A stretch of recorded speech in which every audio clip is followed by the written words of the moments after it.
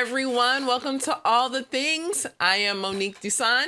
And you are? I am Krista Bontrager, also known as Theology Mom, still here. Still here. Welcome to another Saturday night. Yes, this is the show where we talk about all things related to God, life, and the Bible from a historically Christian perspective. Yeah, I love it that we are always trying to talk about the cultural issues of the day in light of the Christian worldview. That's what I was supposed to say. Yes. That's all okay. things related to God, life, and the Bible. It's similar. Yes. I like it's written right here in the Yeah, it's written. It literally is. But sometimes I just like to wing it. All right. And helping us on the show tonight is just Bob. We're so sad. Emily went back home to Biola. Yes, womp womp. Womp womp. But Monique has gotten out of bed. She's healed. Yes. And she's ready to roll. You haven't been here in a while. I haven't. It's been 2 weeks. It has been 2 weeks. But I do want to say that Abby is not here tonight either because she went to a sleepover. There was broom ball. Yes, broom ball. All night broom ball. On church. the ice. Yes. And lots of bruises. She can't hardly move. Yes. Now she is trying to recuperate. But we do miss her as well as Emily. And so, but it's us three. We're going to hold it down tonight. I know. It's a family affair here on All the Things. It is. And it is. And hello to all of you. Let us know in the chat box where you're from, either or that you're watching. Say hi. Yeah. Chat box on YouTube or on Facebook. Yes. Yes. And be sure to share the show. That's a great way to support the show is just click on that share button. Help us spread the word. Those shares really do help us because the way that things work in social media land is through shares. Yes. So like, share, follow, all the things because we want to help get the word out so that other people can enjoy the resources that we are generating here on the show, as well as our own individual YouTube channels. Yeah. There it is. And let's do a quick recap of last week's show. Okay, so I don't really know that I can do the recap. I wasn't here. Okay. But I was just watching along. Yeah, you were on the chat box. Yes, and you were on with Rachel Shockey. Yes. From Women in Apologetics. She was pitch hitting for you last week. She did very well. She did very well. So, yeah, we had a good time talking about art and Christianity and Rachel's adventures as an artist and a Christian, and also about using art and apologetics and her work with her traveling art exhibit that is actually coming to Biola in a couple of weeks. It's going to be part of the Women in Apologetics conference. And then in the second half of the show, we talked about the developments in the United Methodist Church. Yeah, and it looks like they're going to split. Yeah, they're going to split more than likely. It's not 100% yet, but we kind of talked about some of the developments. Rachel is a lifelong Wesleyan, currently attends the United Methodist Church there in Clearwater, Florida. So her heart is very heavy about this division, and yet understanding the practical realities of the situation and kind of the line in the sand that's been drawn regarding the LGBTQ. Yeah, the ordination and same-sex weddings. So that was what we talked about last week. So be sure to catch the replay on Apple Podcasts, Google Play, Spotify, YouTube. If you want to catch the video or the audio, you can do that. And just search for Theology Mom is where you can get the podcast. Yes. So it hopefully one of my New Year's goals is to get the show its own podcast stream. Well, one step at a time. Hey, I didn't ask you. I try. Okay. How was your week? How was my week? I just jumped right in. Yeah, it was okay. Just getting back into the swing of things. It was a nice kind of slower pace for a couple weeks over the holidays. Had some days off. Got to hang out with the family. Enjoyed having Emily home from college. Those were all really good things. January is shaping up to be a very busy month at work for me and ministry wise. So yeah, just a lot happening. You were sick. I was sick. But you started to get well this week. Yeah, and I'm glad. I'm not 100% yet, but I am definitely like past the 80% mark, and I'm glad about that. But I don't know, like there's something about the holidays where it kind of feels like the days just all run into each other. I don't know if it's Wednesday, Saturday, morning, night. I'm just like, here I am. And at some point, January 2nd will come around and I'll go to work. But until then, I have no idea what day it is. And I get to be in my pajamas. Well, we had a great time on the New Year's Eve show. That was the last time you were here, because then you were kind of out of it for a little while. Yeah. But we had a great time on that, on the New Year's Eve show. Mm-hmm. So Laura Hartley called in. Yeah. Yep. We had cake. It was good. Who doesn't love cake? Gluten-free cake? Yes. So all right, let's do a quick rundown here of the show. What are we doing? So we are going to talk about the power of storytelling. What power does storytelling have in culture? Is it, and I was starting to ask this question, is it that culture influences the story, or does the story influence the culture? And are we seeing, how are we seeing this all played out? We're going to interview Sam Lively. He wrote a book called The Trojan Mouse, which you did the majority of the hard work in doing all the reading, and I did the majority of, I watched more cartoons than you, I think. Yeah, you watched cartoons, and I read the book. Yes. That's how it went. Yeah. And so we came together. Yeah. But he has a really unique perspective on, and not just a perspective, but insight into how all of this plays out. I think it's a really helpful way of just having an understanding of the role that worldviews play in movies is sometimes something we don't think about too much. Mm-hmm. So I think it's going to be a good conversation. Later in the show, this was something we were going to do last week, but since you weren't here, we held it over to this week. I appreciate that. Yeah, I can't do it without you. Oh my goodness. Wouldn't be right. That would be wrong. Talking about some New Year's goals. Yes. And for the show. Yeah. And what people can expect from us. I think it's important. I mean, we are technically a week late, but you know what? It's all right. There was it's much still New NyQuil Year's involved. It's still New Year's-ish. It is. And technically the new year doesn't start until February anyway. This is our trial month. We still have Christmas lights up outside. Oh, we don't need to tell all our business.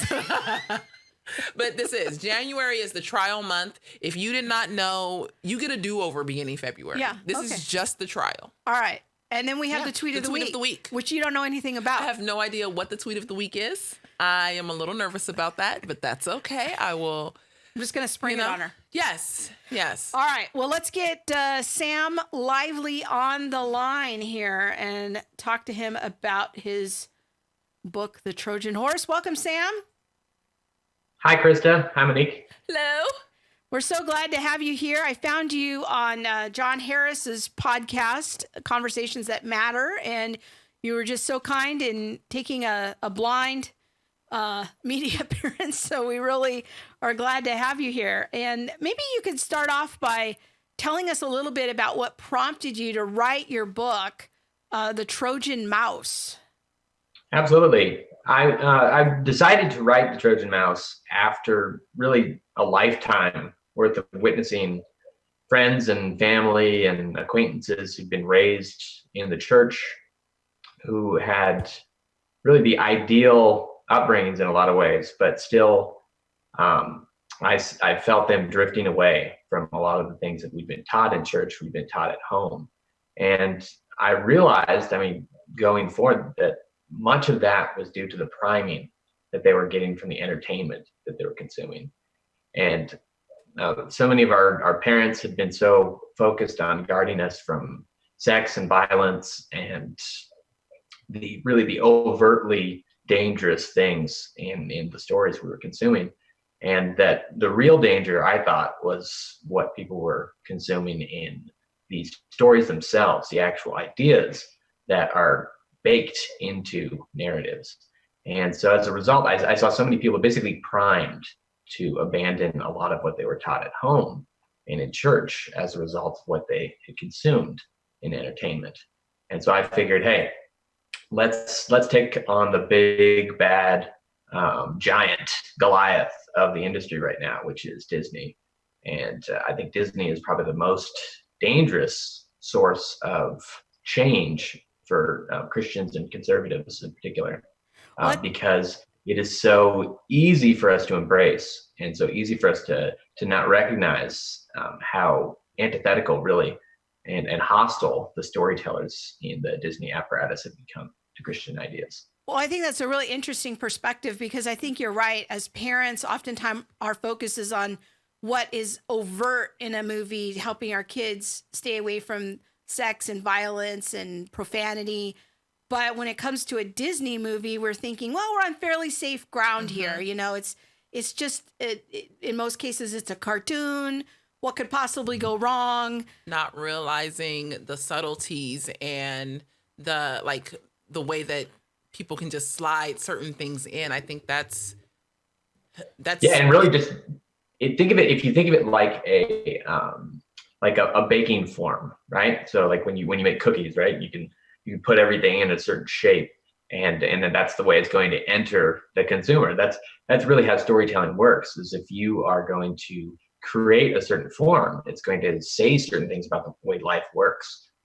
And if that form doesn't match up with what you've been taught at home and at church, then it has the possibility over time, not instantaneously, of changing you, of changing that form inside you to fit what you're consuming.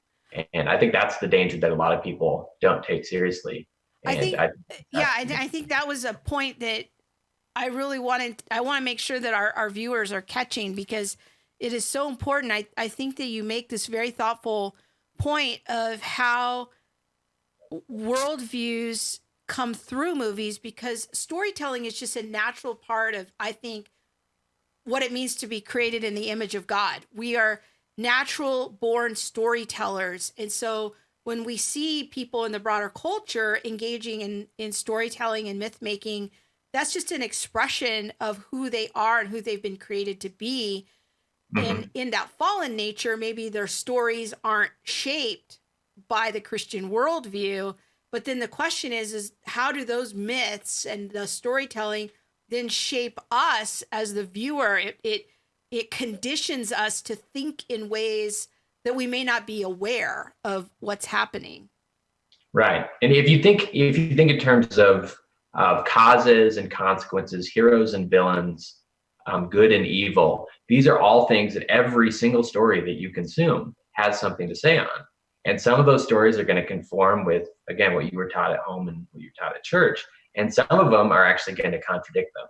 And it's very difficult sometimes for people to realize when that's happening, because the whole joy of consuming a story is suspending your disbelief and saying, I'm going to let go, and I'm going to go where the storyteller wants to take me, and I'm going to have a fun time.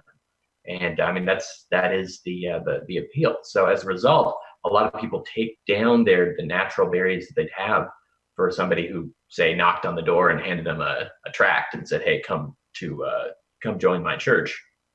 And instead of having those barriers up, and they've suspended that disbelief, and they follow them wherever the story goes. And that could be to a place where heroes look completely different from the way they were taught, where good and evil are reversed. Anything is possible in that new story. And if you consume enough stories that fit that different kind of worldview, eventually I believe that you're going to feel a lot of your sympathies start to change, where when you encounter a real life story, you're going to start seeing the heroes and the villains in the same way that the stories that you've watched and that you've consumed have depicted them. And so that means that's the person who is standing up against oppressive patriarchy or oppressive morality, right? As the hero, you're going to be naturally sympathetic to that person in real life, because that's who you've seen be the hero in everything you've watched since you were 5 years old. So yeah. It's definitely powerful. So then do you, like, in looking at myths and the shaping of culture and things like that, do you see myths playing a role in shaping culture and like our values and norms, or are they just reflecting what's already there? Well, it's definitely both, but it's important to respect how much they can shape. If you think of it like, well, first of all, you have to understand that storytelling is the language of the heart, right? The heart speaks in stories. And so it's going to store most moral lessons in story form. That could be what you have, what you've seen in your family. I mean, you store memories of stories, but it's also in what you consume as fictional stories.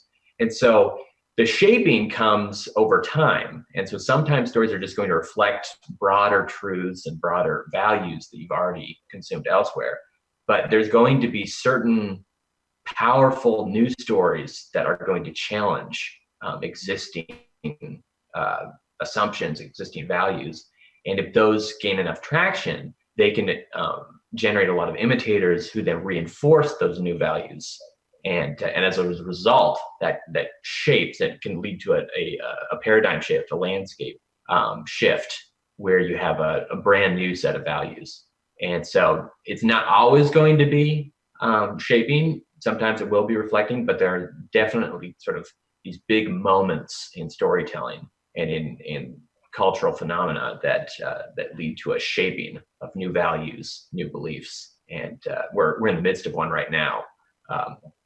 And we'll get into that as we go along here. And so one of the points I hear you making is that as Christian parents, we got to help our kids kind of not only navigate the overt things they see on the screen, but also the heart issues that come up, because so much of storytelling, especially filmmaking, and my background, I don't know if we've ever mentioned this on the show before, but my undergraduate degree is in filmmaking. And so I know a little bit about that world. And so much of storytelling in the filmmaking industry is about, you want to capture the viewer's emotions so that you can lead them on a changing journey, that you're taking them from maybe they have this point of view, and then you're trying to lead them on a journey to having a different point of view. And they do that through the character that they identify with. And so there is a version of capturing the heart. And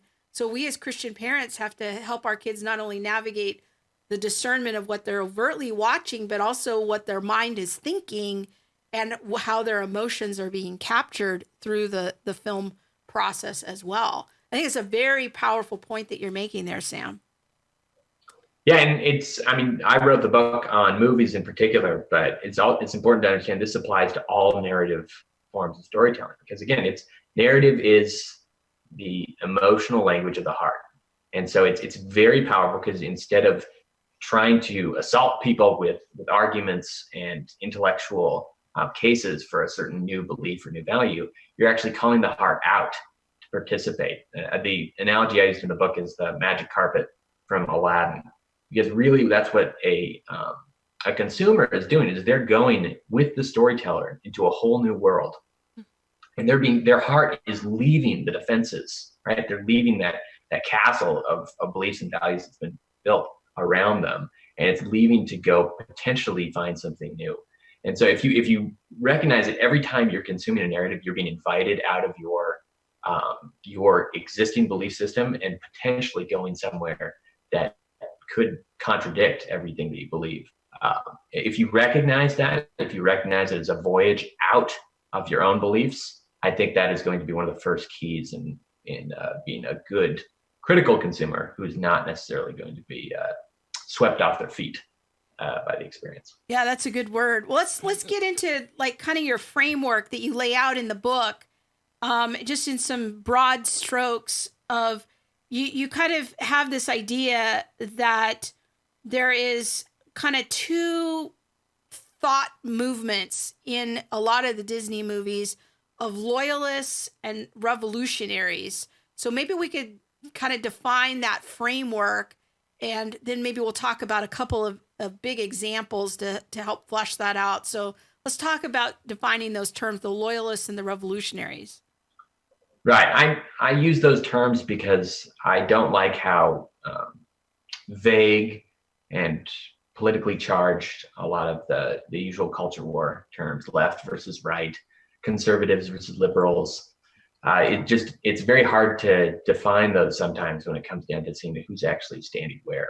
And so the loyalist versus revolutionary idea is instead of sides, you're actually dealing more with a center of values and beliefs that are based off of what the American people have used to treasure, right? So it's a Christian heritage that is based off of Christian ideas of good and evil, and the mythology that was built up around those ideas. And some of those are not going to be explicitly Christian. That's why I refer to it as loyalism, because you're going to include people who aren't necessarily Christian, but are loyal to the culture and loyal to the foundational beliefs that made America possible, that make sort of the morality, the conventional American morality possible. So people who are loyal to that, loyal to the structures that make that possible, are loyalists. And then everyone outside of that loyalist center would be someone who's a revolutionary, somebody who wants to overthrow that center and replace it. And usually revolutionaries are going to be motivated by some type of grievance. They're going to see themselves as oppressed, a coalition of the fringes is what one blogger referred to it as. And so if you think of people who are trying to overthrow people in the center, trying to revolt and put in a new power structure that is based off of bringing all the people who have been rejected and defined as evil or sinful by the previous order, they're all going to be able to make common cause in overthrowing or redefining the loyalist center. Okay, so I hear what you're saying, and I hear the definitions, but how do we, like, when we bring that to a practical example, Sure. how would we see that in a movie like Snow White? Because Snow White's kind of the quintessential first big animated picture. I think it was in the 30s that it came out. Right. And Snow White is also pre-modern culture work, but it's definitely what I would consider a loyalist movie. A loyalist foundational pillar is the idea of Christian values, right? And Snow White is very much a Christian allegory. And you have the prince and you have the princess, right? You have this sort of Christ-like redeemer and a cursed bride, right, in need of redemption. So it's a very abstract, very ethereal version, and of course it has some pagan influence in there too.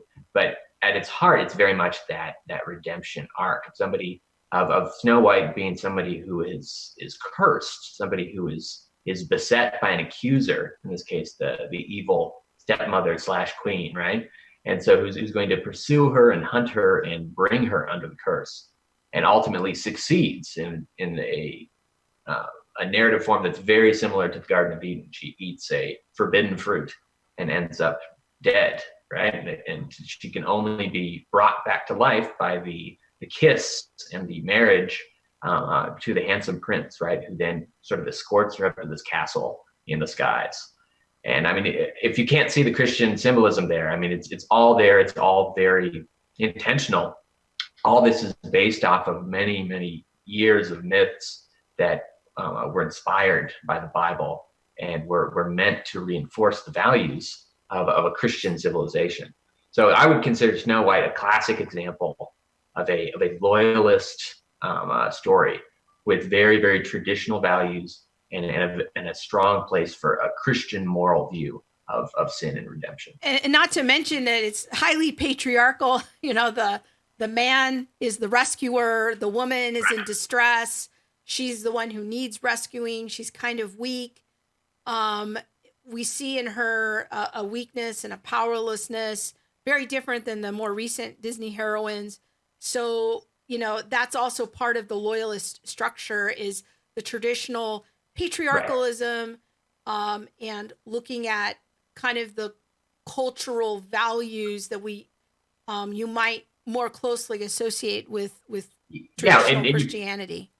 If you see how Snow White expresses her strengths, right? She comes in and she cleans house and she cooks and she sort of domesticates these wild men in the dwarves. And so as a result, she has strengths, but they very much fit within that the traditional gender roles that were celebrated prior to the current culture war. So do you think that was intentional on Walt Disney's part? Was he trying to really create films that reinforced this loyalist ideas? Another big theme that you brought out in your book was patriotism and the love of America. That was another big theme in a lot of earlier on Walt Disney movies. Do you think that was intentional on Walt Disney's part? Yeah, definitely. I mean, Walt Disney's a complicated man, so I don't want to create a misrepresentation of necessarily. But yes, there was definitely intentionality there. If you understand the context of those early Disney movies, communism and a very, very secular way of viewing life was being promoted, especially with the Great Depression shaking a lot of people's faith in the old American way. And so Disney was this sort of wellspring of optimism and hope and true belief in the Christian principles and in the social structures that he had inherited. And so he's really creating these kind of tracks that are preserving the vision that they inherited as Americans, right? This is the beauty of what we've inherited. These are the values and the teachings that we've inherited, and aren't they great? And so he was really celebrating those with a lot of his early films. And if you sort of read between the lines, you can see a rebuke to a lot of the challenges that were coming from Europe and from the sort of the more cynical, nihilistic or modernistic or pleasure-seeking kind of offshoots that were starting to emerge as rivals to the dominant loyalist or Christian tradition. And I don't want to give away too much in the book, but those are some other things that you explore in your book. So, did you want to jump in? Yeah, but I was going to bring it more toward today. Yeah. Like, okay, so that was in the 30s. How do we see, this coming forward today? Like, I know Walt Disney dies. I don't even know he died in the 60s. Okay, before my time. And then there was kind of a rough Yes. period in the 70s and 80s. But then it seems like, I guess they got like more of a resurgence. Yeah. And kind of like their own little. In the early 90s, you see like The Little Mermaid and Beauty and the Beast and Aladdin as kind of the big three that started to turn Disney around. So maybe talk to us about some of the patterns that you see there where the revolutionaries kind of come into the picture. Right. Through the late 60s, early 70s, you had sort of an adrift Disney. Without Walt in control, they really didn't know what to do. And so the natural drift was towards surrounding Hollywood. And so they ended up bringing in a guy named Michael Eisner, who in turn brought in Jeffrey Katzenberg. And that dynamic duo had great success in bringing back artistic excellence, innovation, fun back into Disney movies. But with it, they brought a completely different value system.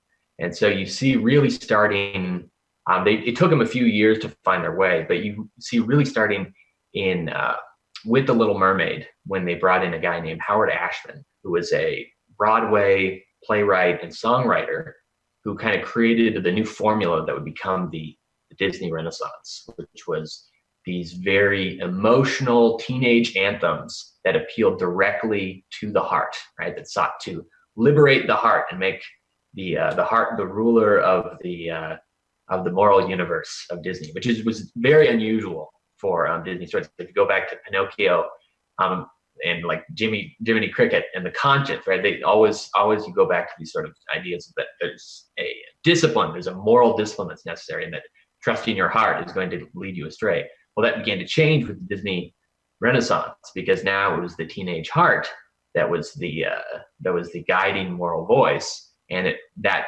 voice was going to eventually pull Disney into that revolutionary orbit where pleasure seeking, where resisting anyone who is going to get in the way of self-fulfillment and any type of pagan or anti-patriarchal kind of sentiment was going to become fair game as the Disney Renaissance progressed, and we got into movies like Beauty and the Beast and Aladdin and Pocahontas and on into the late 90s. So I wanted to ask a question about patriarchalism. Is that okay? Yeah. All right. So let's look at Beauty and the Beast, because that's the one I'm the most familiar with. My husband and I actually went and saw that movie on a date when we were dating, like back in 91. So I'm most familiar with that film, and um, I thought your comments were really interesting about Beauty and the Beast and how it's sort of the seeds of what we now call smash the patriarchy. So maybe you can kind of outline that for us a little bit more. Sure, and it's best to understand that you kind of have to use Little Mermaid as a companion to really understand how significant the change was for Beauty and the Beast. So if you start with King Triton in Little Mermaid, the father figure, extremely patriarchal. I mean, he's sort of a divine figure. He's got this big, huge, white patriarchal beard, these huge muscles. He's got the scepter of power and authority, and it's really, the story is about the wannabe matriarch Ursula trying to overthrow him. Now, then you jump ahead one movie chronologically to Beauty and the Beast, and who do we have as the father figure in this one? It's Maurice. He's this short, fat, completely incompetent and hopeless personality who I think in the 3 scenes that he's prominent in, he knocks himself out, he gets himself thrown into prison, and then he gets himself thrown into an insane asylum. So you have this smashing the patriarch. It's not necessarily mean-spirited. He's not a bad guy, but he is removed. He's removed from the equation. And as a result, who has to step forward? Who has to become the moral leader? And it is Belle. It's Belle who is motivated by sort of this romance novel mentality, right? Of being the strong, independent woman who has to tame this very handsome noble and sort of bend him to her will. And so it can be sort of a subtle shift for some people, but you have to understand that patriarchy that was the guardian of the old order is very subtly moved out of the way, put into the loony bin, so that now Belle can emerge to become the savior figure, to become the leading moral voice for the new generation of Disney movies. Go ahead. All right. Go ahead. May I keep going? All right. So that was helpful. Now, I'm curious, do you see the loyalists and the revolutionary framework playing out in any non-Disney movies, or do you see that mostly as a unique feature of Disney films? Oh, it's certainly not unique to Disney. This is something that has been going on. This is the culture war. It's been going on in movies since the early 1960s, but it's in Disney that you see it take its most effective form. Because if you look at the success rate of Disney movies, and not just the financial success rate, but people were basically raised on movies like Beauty and the Beast, where they would just kids would put on the movie and then watch it like 5 times in 1 week. So you really had a enormous cultural impact, I think, from the Disney versions of revolutionary ideas that had far more cultural traction than anything else really that Hollywood has done. I mean, the only thing comparable that I can see for my generation would be James Cameron's Titanic and Avatar movies. I mean, but beyond that, really, it's Disney. Disney's been the big cheese on the stage for quite a while. Okay, so we got some comments here. Should we go to the comments? Yes, I do have a question. I'll just, I'll hold it for 1 minute. No, go ahead. No, let's go to the comments. Let's see, because there's a couple good ones in here. Yeah. All right. So let's go to Jeremy, frequent viewer, says, can you ask the guest what he thinks of the subtle differences in worldview between the 1991 version of Beauty and the Beast and the recent live action remake? Yeah, I've seen the both of those. I thought that the remake was quite loyal to the spirit of the original and to its messaging. So I didn't see any major differences. Linda Wolverton was the screenwriter behind Beauty and the Beast. She's a very proud and very aggressive revolutionary feminist. And so they were very loyal to the spirit that she introduced those characters. Really, the only thing that you're going to notice as a big difference is the sort of slavishly political correctness of the new era. So they're going to be very conscious of how they are doing racial diversity in like 18th century France, I think is the setting, and yet there are suddenly like a whole bunch of African or I don't know, like there's racial diversity in 18th century France. So it's like there's a sort of a Hamilton, if you have anyone familiar with that Broadway, there's going to be that sort of new approach, but really they're very loyal to the spirit of the original. The big difference, if you want to see a big difference between live action and original, watch The Jungle Book. Jon Favreau's The Jungle Book completely changes the entire moral structure of the 1967 original to fit with the new ideology, where it's very much about dismantling the idea of man over nature and putting nature over man in the new Jungle. They were very intentional about that. Jon Favreau spoke. And is it, because that would have been another, I think if I remember right, Jungle Book was the last movie that Walt Disney supervised before his death? Yes. Okay, and so the kind of the loyalist... Last animated movie. The last animated movie, okay. And so the loyalist aspect of the Jungle Book would be man triumphing over nature. But right. the from a revolutionary standpoint, now it's sort of the reverse of that. Right. It's this sort of, it takes a village, all of the animals banding together to, and Mowgli deciding to stay with the animals instead of joining the man village, which was the big moment at the end of the original, has completely changed in the new one. So yeah, Beauty and the Beast, because it was revolutionary, a new version doesn't have to make significant changes because it fits within, it reflects their moral narrative. Whereas taking something from that golden age, they're going to have to completely break it to make it fit. Maleficent is another great example of that. A complete destruction of Sleeping Beauty to make it fit with the new moral narrative. So that kind of brings me to the question that I had was, in the beginning we talked about like, is the story shaping the culture? Is the culture shaping the story? And you said it was a bit of both, or it could be a bit of both, and myth shaping. But are the writers now, do you think, deliberately trying to write in accordance with this culture shaping mindset, or are they on the back end writing to back up what's happening in culture? Well, it's, again, they're trying to reinforce what victories the revolutionaries have had in other spheres, but they're also trying to carry it forward. They're trying to shape people who have not previously been reached with that messaging. So definitely, they're intentionally trying to shift people to a new moral perspective. And they've been doing so. Linda Wolverton was one of the most aggressive.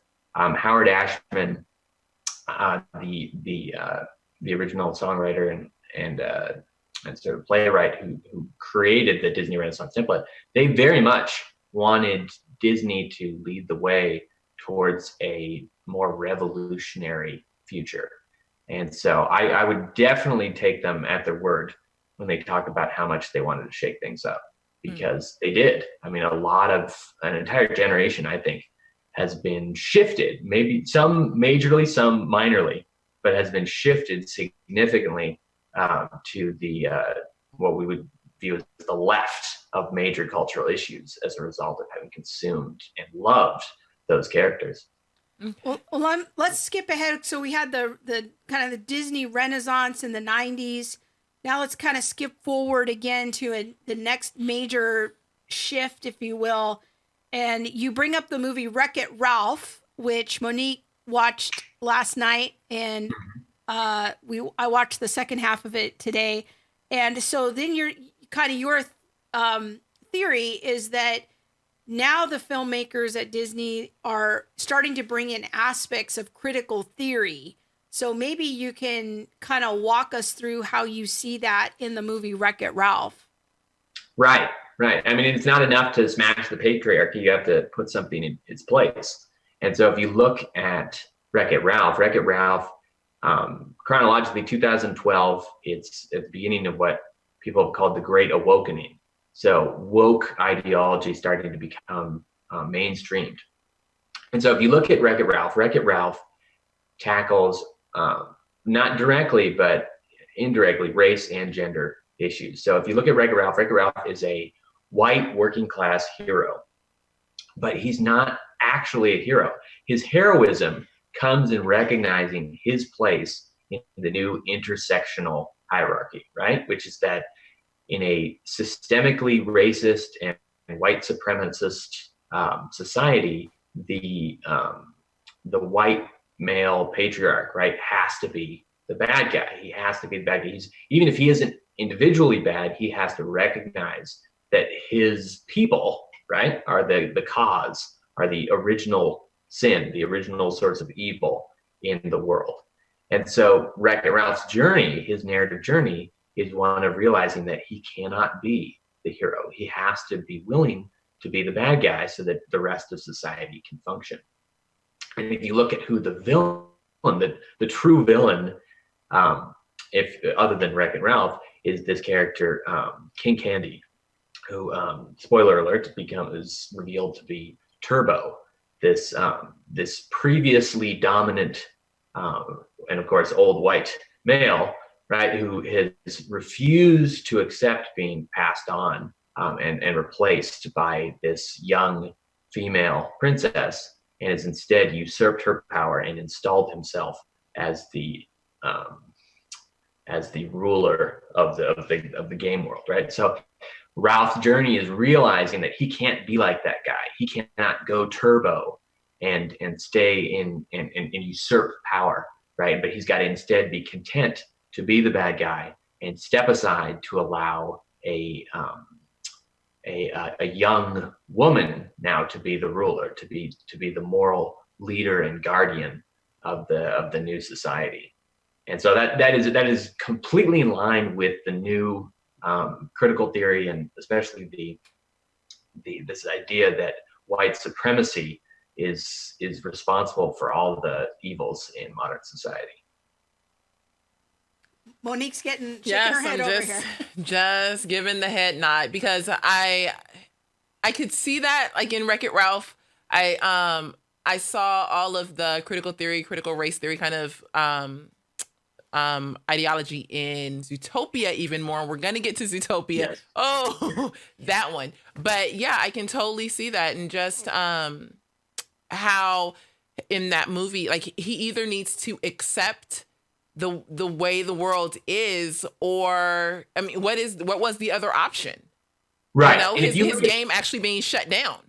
Right. And if you look at Wreck-It Ralph is sort of mostly the gender side of it, and then Zootopia is the more the racial side of it. But if you look at the subplot in Wreck-It Ralph, the very muscular butch military woman whose love interest is this effeminate, like 2 foot tall little guy, Felix. right? And the big love scene between them is when she punches him, yes, like repeatedly in the face for everyone else's entertainment. He can fix himself, but it's the new orientation. It's this idea that if you're the white male patriarch, your only way of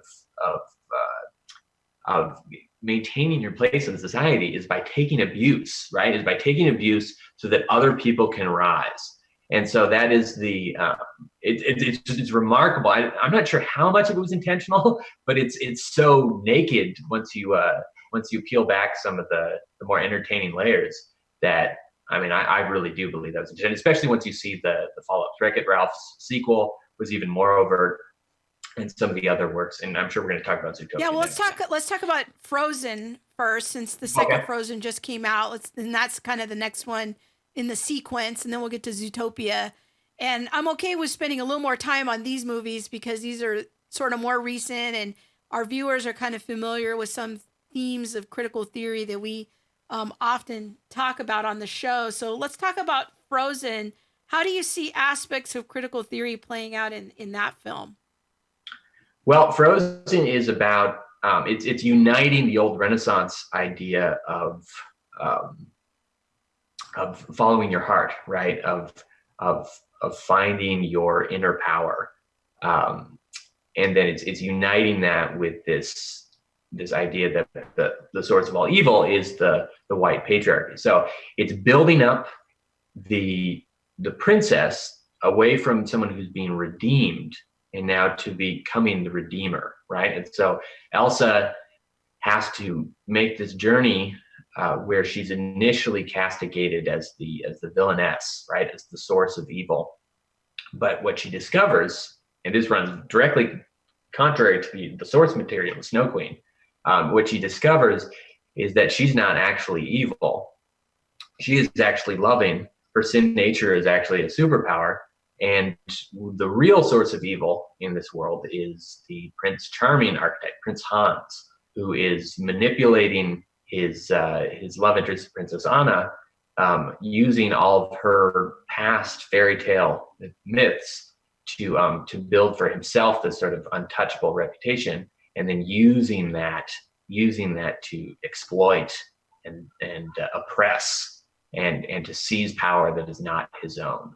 So it's got that same Wreck-It Ralph idea of this white patriarch trying to usurp and overtake sort of the natural matriarchy and make them feel guilty, make them feel as if there's something wrong with them, make them feel as if Eve did something wrong by biting into that apple, right?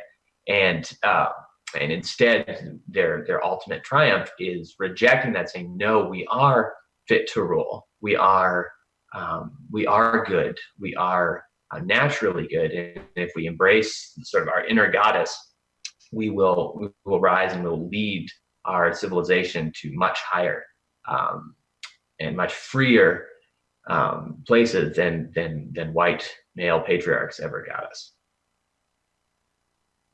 Do you want to comment on that? No, go ahead. Okay. Sorry, I was in the comments too. Yeah. Go ahead. All right. I want to get to Zootopia, and then we'll get to some more comments because we're getting some good feedback here, and so I want to encourage people to jump in there if you have questions for our guest. Let's talk a little about Zootopia, because Monique and I saw critical race theory all over that movie. Everywhere else. I was like, wow, here it is everywhere. All the way down to the bunny. Somebody called the bunny cute, and the bunny was like, no, only other bunnies can use that word. I was like, it was everywhere. Yes, definitely. Zootopia is interesting because it's kind of a little bit confused. So you have, this intersectionality is usually about creating this very strict hierarchy of who's the oppressed and who's the oppressor. And Zootopia gets a little mixed up because the bunny is both the oppressed, right? Because people look down at her because she's small and cute, right? And so she has that initial idea, but it's also, she's part of the oppressor class. What we ultimately come down is that the prey animals, right, being the majority, are using fear, using the sort of racist hypothesis that predators might be dangerous, right? And using that to maintain political power and create a climate of fear where they can avoid losing to their predator political rivals. I think the idea of intersectionality there in that movie was between the bunny and he was a fox. Because the fox, right? Yeah. So you get like the fox who is a predator, but is also being oppressed by the bunny because of her position as a police officer. So she's being oppressed, and her intersection would be that, she's a female and she's a bunny, but yet she oppresses the fox because of his position just in society. She has her fox spray and yes. If you look at it too, in terms of, because the key to understanding why critical theory is so important. Utopia is supposed to have arisen according to the revolution, right? If we overthrew this oppressive loyalist center, all these oppressive Christian ideas, this oppressive social institution of patriarchy, if all this is gone, if the revolutionaries in power, why isn't everything great? And so that is the question that Zootopia is trying to answer. Why isn't this a utopia? And if you look and find out in the story, why isn't it a utopia yet? it's because of this lingering remnant of supremacy, right? This conspiracy of supremacists who are framing, right? They are framing the predators for crimes that they didn't commit. They're creating these old enmities that we were supposed to have grown beyond. They're bringing them back deliberately so they can maintain power. So it's very explicit critical theory, right? This idea that structural white supremacy is the ultimate threat, and that you have to continue digging deeper and deeper and deeper, and then eventually you'll find this conspiracy, this root. Once you get rid of that, right, then people can actually live in harmony, and the revolution can finally give everyone what it promised. Very good. Well, we're going to go out to YouTube here and take a few comments. Our friend Rachel Shockey, who was the artist on our show last week, has a couple of questions. She's really big into myth making and storytelling. She's a big Lewis and Tolkien fan. And so she has a couple comments. When we engage with the arts, we can appreciate the art form and the art itself, but we should ask it if what is said, what is trying to be conveyed is true. So that's a really good point. And then she also kind of had a counterpoint to something you said earlier, is there are many stories that weren't created by those with a Christian worldview, yet the moral law can still be found in them, and the story can highlight good versus evil. So I don't know if you want to react to either of those comments. Well, I mean, I like to go off of, I think it's Luke 9:50, the idea that whoever isn't against us, right, it can be for us. And that's the idea. If somebody is not actively trying to undermine a Christian worldview, chances are they could actually be reinforcing it. So there's definitely, it's not about, is this person a Christian who's telling you the story? Even Christians can tell very dangerous stories if they're coming at it from the wrong place. So it's really just much about taking each story as it comes and seeing what sort of truth claims are being made, seeing what sort of who's being positioned as the hero, what sort of consequences are being meted out. Is there redemption? Who's providing the redemption? All those kind of things are going to be the tells for what a story is actually saying, not who actually told the story. One more question here from a YouTube watcher. Our friend Jeremy says Disney bought Lucasfilm and Marvel to go with the boys. What do you make of the fact that Star Wars seems to have turned its back on that goal? Do you have any thoughts about where the Star Wars franchise is going since its Disney acquisition? Yeah, well, Star Wars and Marvel are both being gradually brought into the same moral universe that Disney has occupied for the last 30 years. You've seen that with the new trilogy. Again, a lot of the same themes on display with the smashing of the patriarchy, and again, Marvel is starting to do it with the Captain Marvel character, and I'm sure as they continue, they're going to be having to confront their own past, their own sinful past from the revolutionary perspective, and sort of retcon a lot of those stories to bring them into the correct moral orbit. I didn't go into those in the book. I did Pixar as an appendix. I'll probably eventually do a Marvel and a Star Wars appendix as well. But if you look at what's happening with Pixar now, with Toy Story 4, and some of the other more recent Pixar movies, you can see how they've basically gone in and restructured a lot of those old narratives to make them fit the new either critical theory perspective or just the old follow your heart sort of revolutionary heathenism of the Disney Renaissance.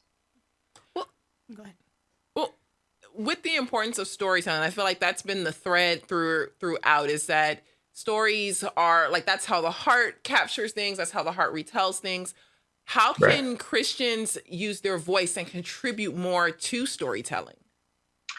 Well, we have to become storytellers. I mean, that's one of the big problems that a lot of Christian capital, and I'm not talking about money necessarily, but just a lot of best Christian minds are going into intellectual pursuits. Apologetics are great, but just like politics is downstream from culture, I think a lot of the mindset is downstream from emotional conception.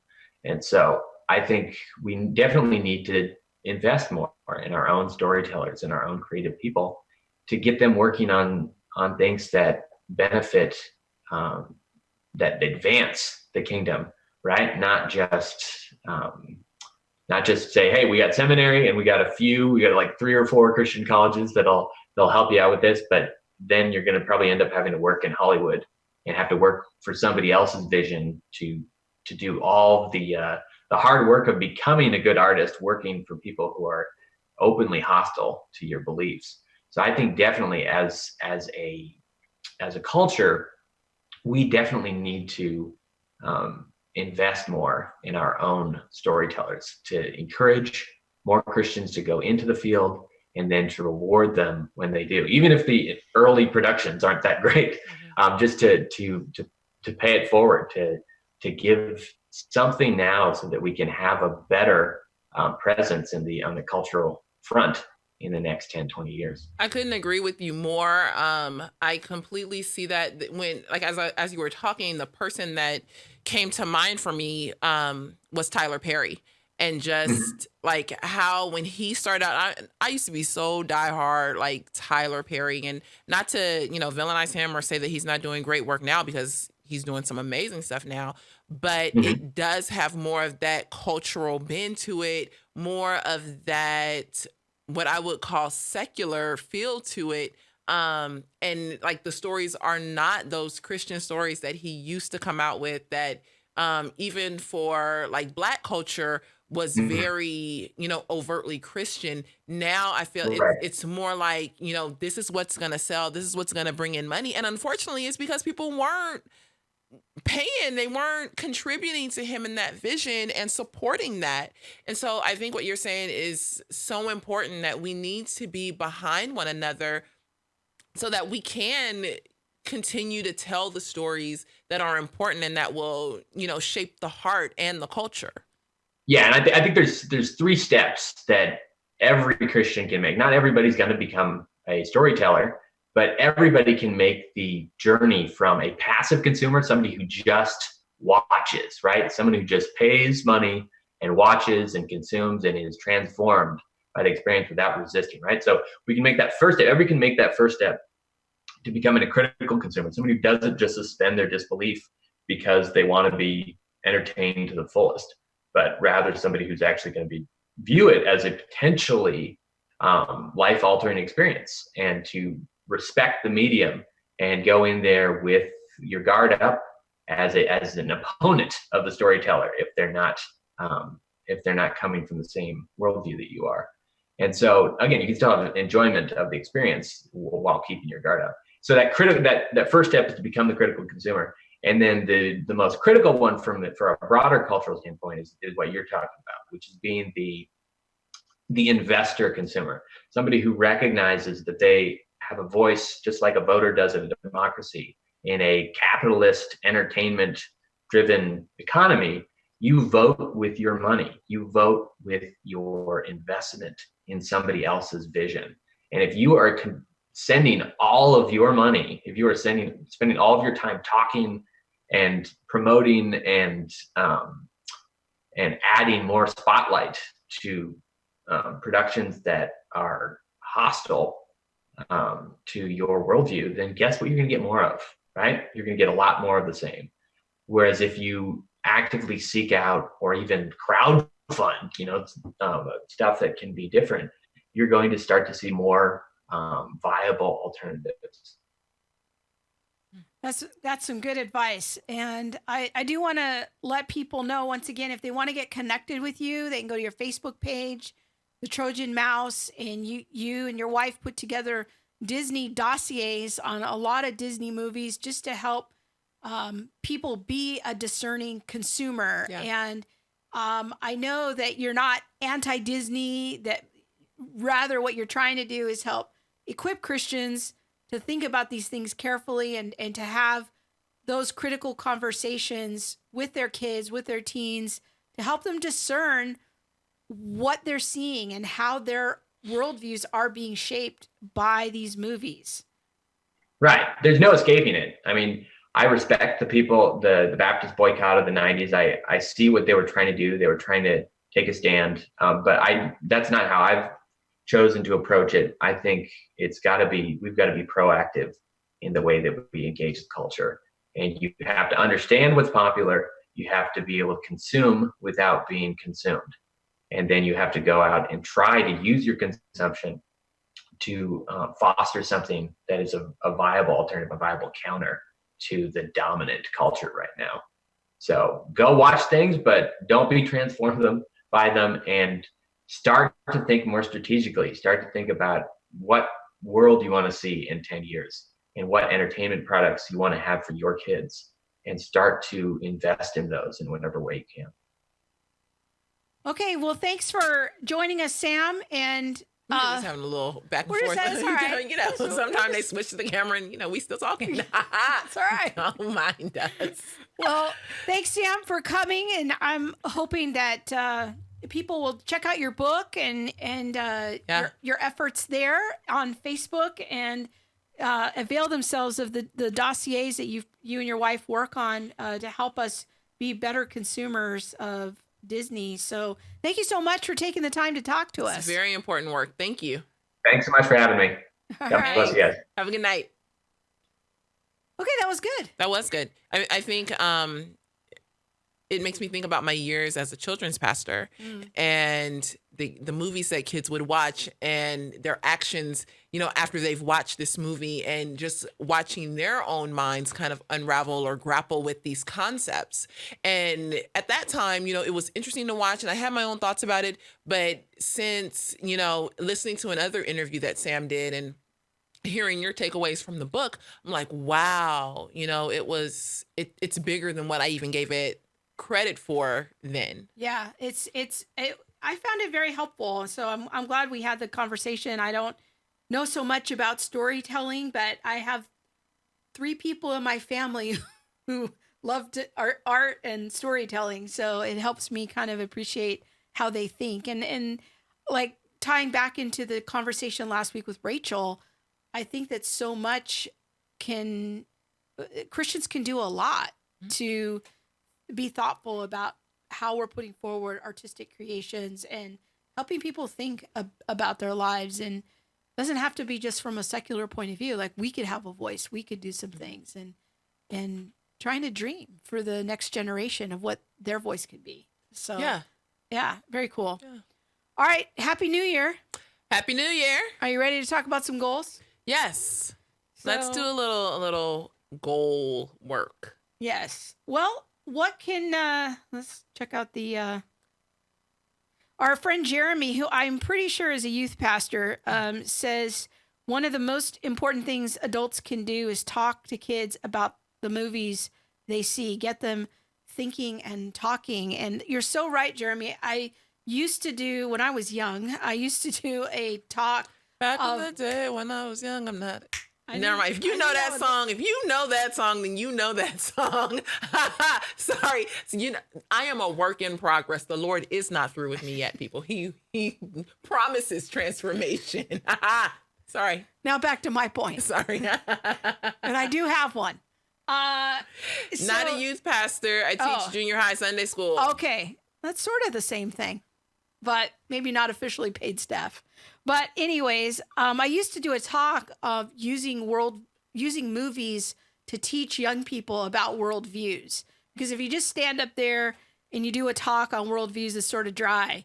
But what I would do is take popular movies and clips from the movies to illustrate how a worldview works and how it shows up in movies. And that was always a very powerful talk. I enjoy doing that, but I'm not so young anymore, and I don't know popular movies anymore. But okay, all right. Let's talk about the new year. Let's talk about some goals on the show and what people can expect from us. There are just so many songs running through my head right now. Do we need to turn it into a song show? No, because I can't sing. That'd be horrible. No one should be subjected to that. Okay, so what can people expect? Well, we sat down, just giving you some backstory. We sat down and really wanted to put together just a little list of things that you guys could, expect from us, things to hold ourselves accountable to, and goals of who are the guests we want to line up for the show.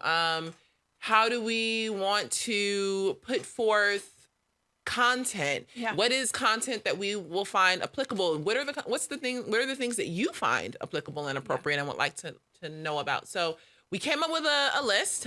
It's a small list, but the first one is current trends within the church.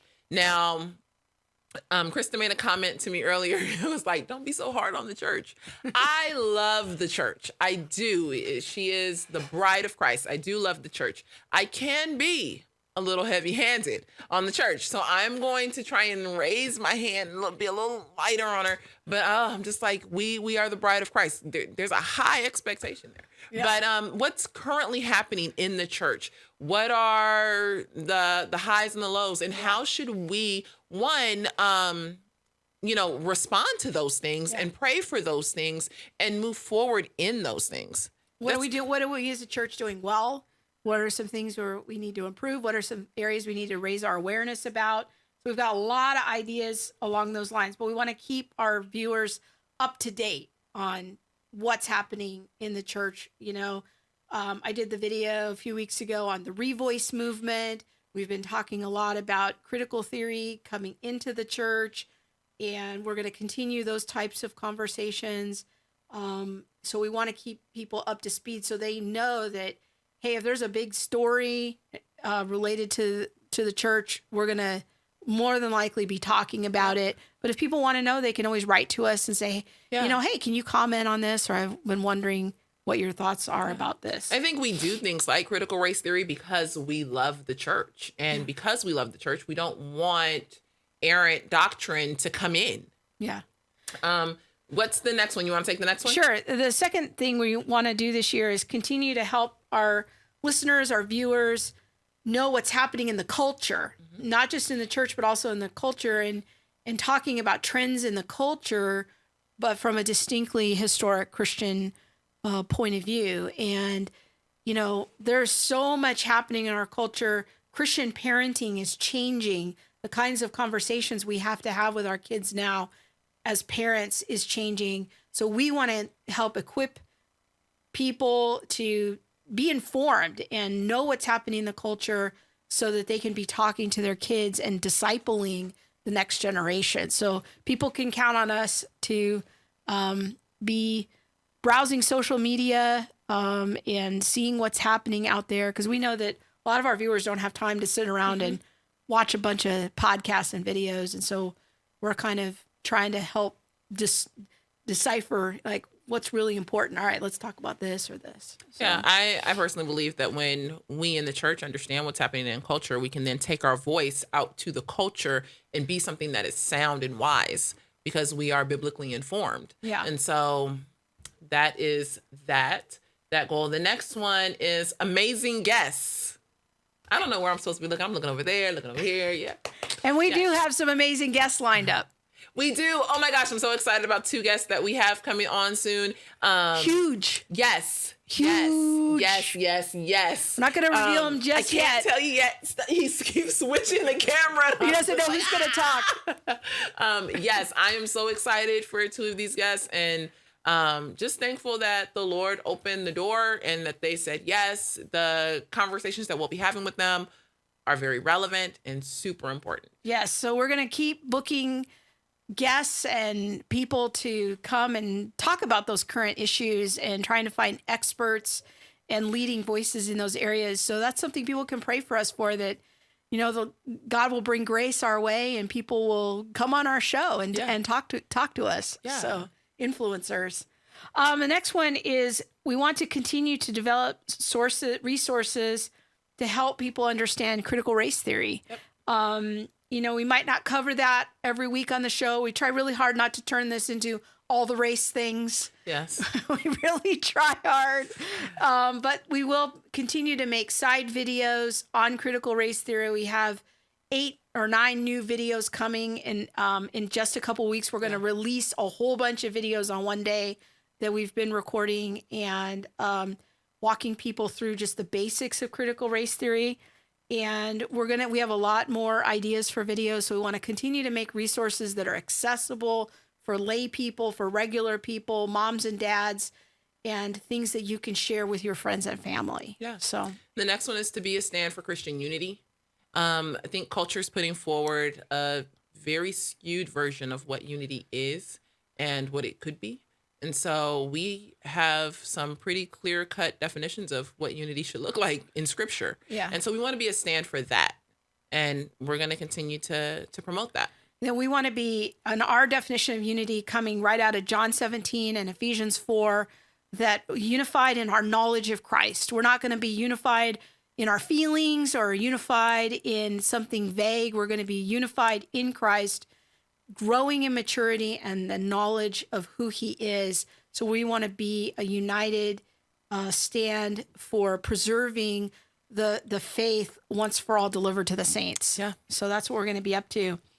And we just want to thank all of you so much for sharing our content. This show got 8 shares so far. Wow. That could be like the highest we've ever had. Thank you so much. Thank you for hitting that share button. And we hope that you will continue to share. We're going to try to bring you awesome content.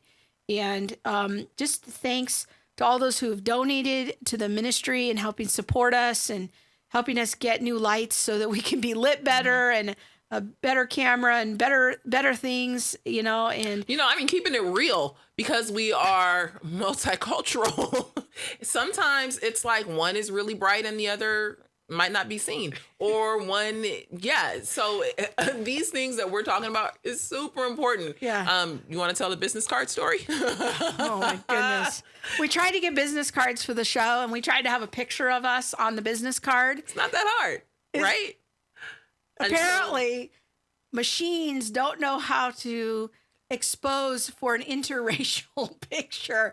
We had them run it twice. The second one was better than the first one. The first one was horrible. You couldn't even see Monique. Yeah, Like, it was bad. I was perfectly exposed. It was bad. It was It bad. was so bad. I was like, I think I'm here. But I mean, these are, serious things. Yeah. Because I appreciate being seen.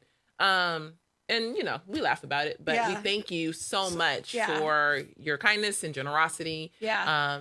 Yeah. And we really want to, just thank our supporters. You've helped us pay for the live streaming service. You've helped us pay for a new website for the show.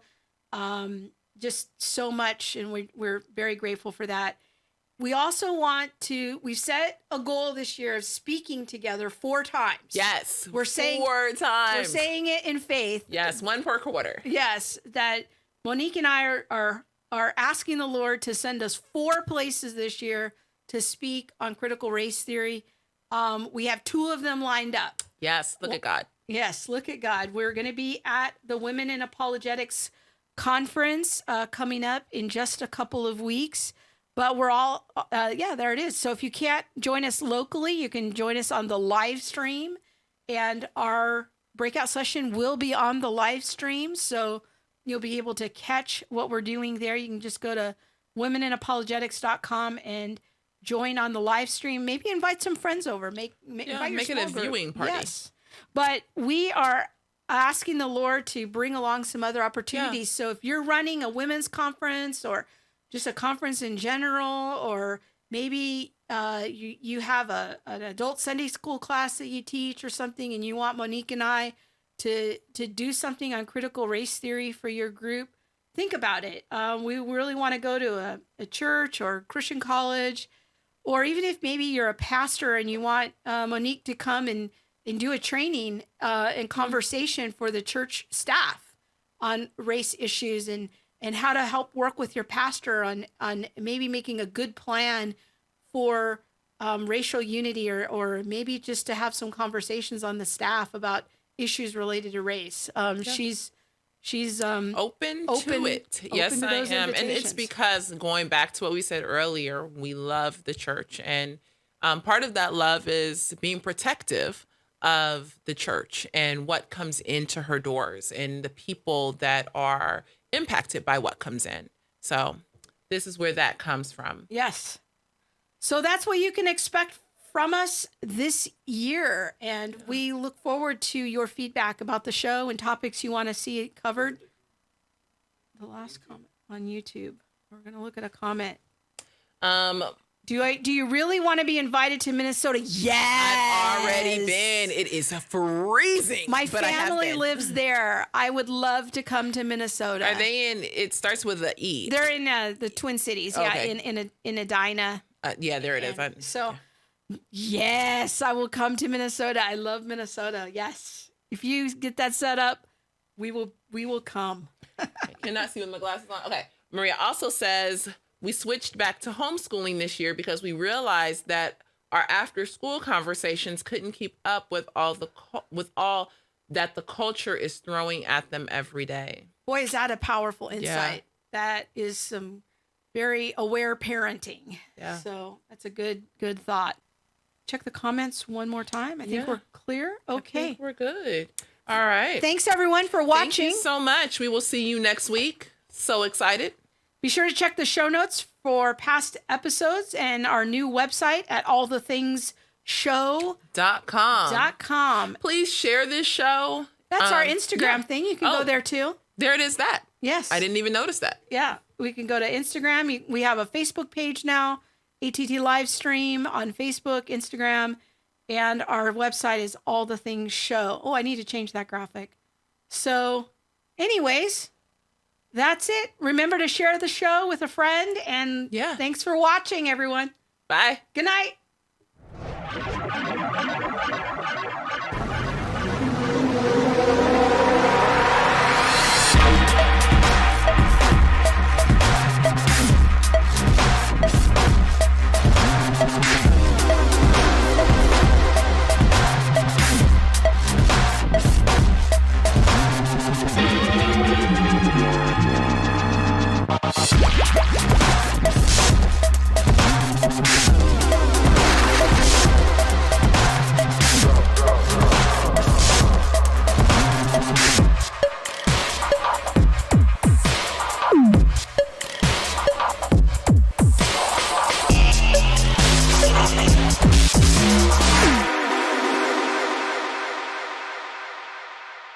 There's nothing